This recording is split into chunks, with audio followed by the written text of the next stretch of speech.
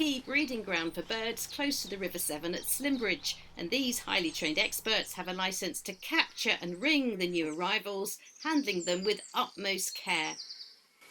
This is a chiffchaff.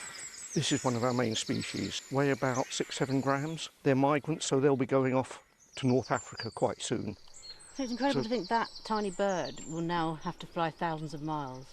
Well, that's right, yes. And will it get much bigger before its flight? No, that's effectively fully grown. It might put on more fat. Lots of birds try and put on fat for energy reserves as they migrate, but essentially that's how big it will ever get. Maurice has been ringing birds for 30 years and has seen a lot of chiffchaffs in that time. They're about stable around here, not like their cousin the willow warbler, lesser white throat. We hardly catch at all now, whereas we could rely on seeing them every year. So it's 3JT. The ring is fitted. It's round the leg, and we do a gentle squeeze to start with.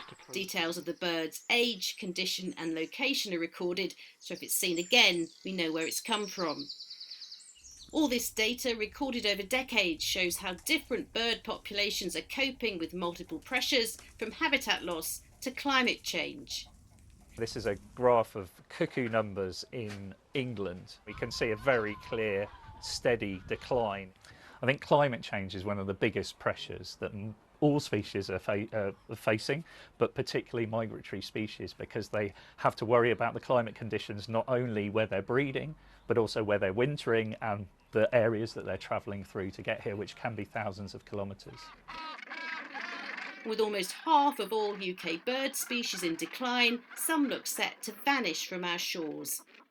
There will be winners as a result of climate change and losers, so future generations might not hear a nightingale or see a cuckoo, but there will be other things they see. A bee-eater might become a common species, for example. And by collecting all this ringing data, we can monitor what's going on and mitigate for the human-led climate change that is the major driver behind most of these changes.